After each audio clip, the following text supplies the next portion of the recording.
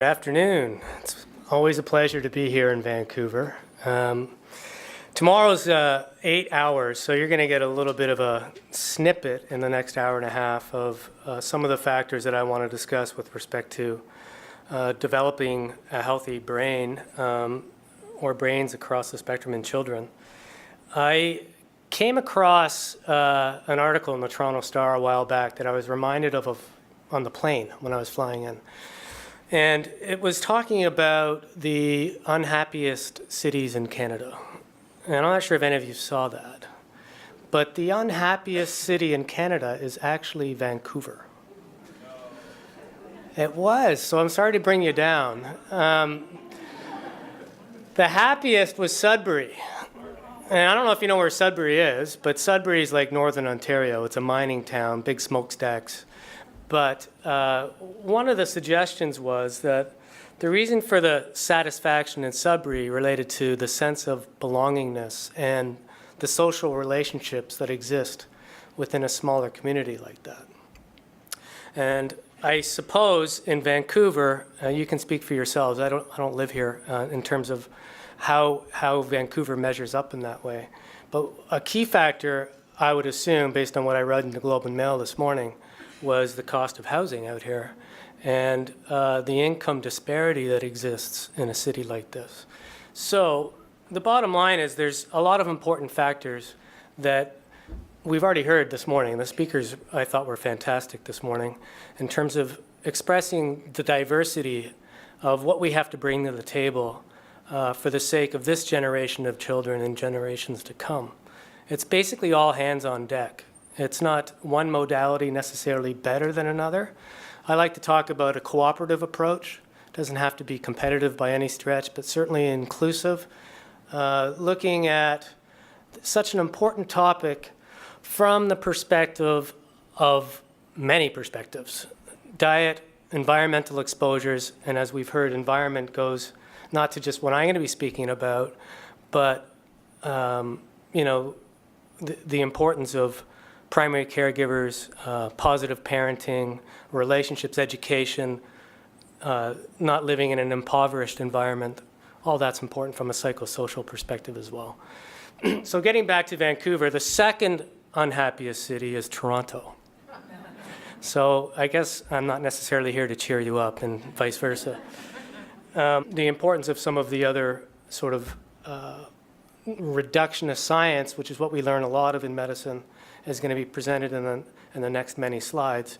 But we need it all. We need the perspective, in my mind, that comes from the top down or holistic, not necessarily standing beside a problem in a linear fashion and taking that down a biochemical pathway, but also approaching our patients from the viewpoint of understanding them as holistically as possible.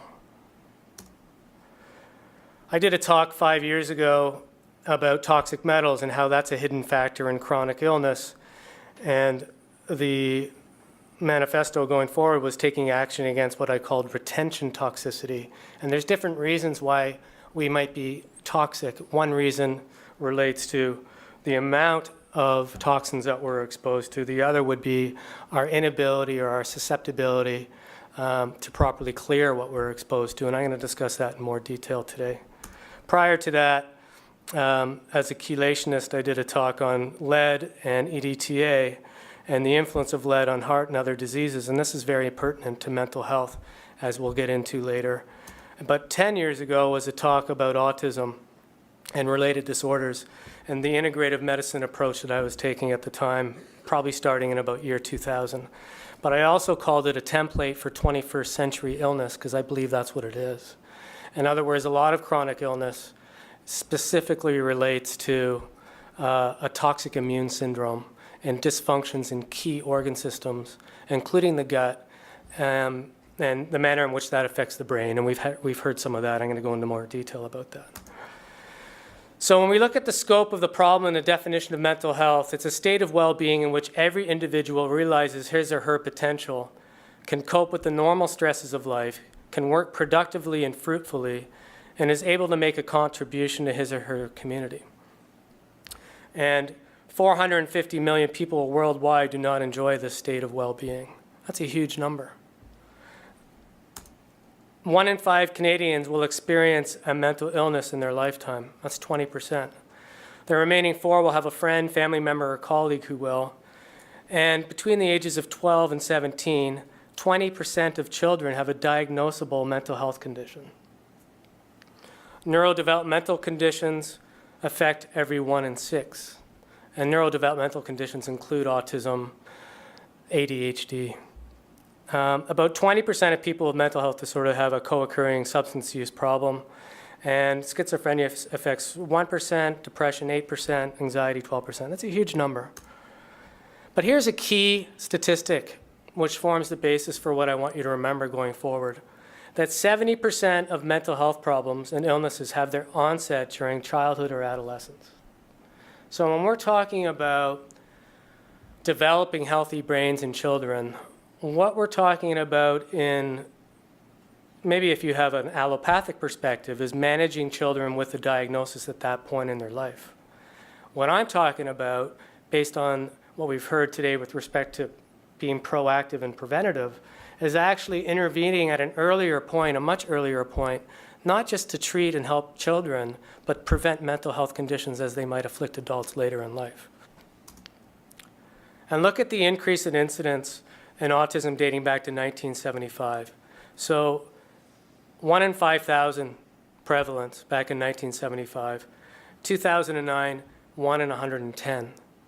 And moving forward to present day, 1 in 68, perhaps 1 in 60. And if we keep going with that trend, it's going to affect the very fabric of our society. And that's just autism. So that's a spectrum and a syndrome that's fairly easy for most clinicians and even lay people to recognize based on the social impairment and the speech impairments, the repetitive behaviors. But what about the children that aren't labeled as autistic but still show up on that continuum? Then you begin to understand the impact beyond just a single diagnosis, but the manner in which we are really changing the fabric of our society from the perspective of burdens on families, communities, and economic burdens as well, potentially. Oh, there it is. I forgot neuroinflammation. So what ends up happening is toxins create this state of stress in the body called oxidative stress. Oxidative stress correlates with inflammation. Inflammation in the gut can affect the brain as well, but the brain itself becomes inflamed.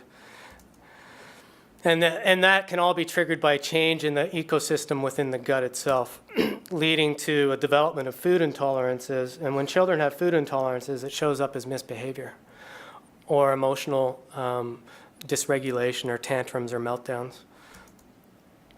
So the sequence is this: genetic susceptibility or potential, as I like to say, but genetic susceptibility impacted by the environment, leading to, in combination with the environment, the interaction between genetics and the environment, causing injury or immune response or inflammation, eventually causing change in some organ. We have to answer these questions. If I'm going to try to figure out what your genetic potential is without doing modern testing that I do now based on genomic testing, still what's very helpful to me is taking a history that includes understanding what's happened to your family members. It's also very helpful for me to understand what your symptoms are, because your symptoms of swelling or pain or any expression of how your brain is working will come across in that interview. But critical, and this is a critical piece that's missing in standard medicine, is some kind of understanding of what your environmental exposures have been.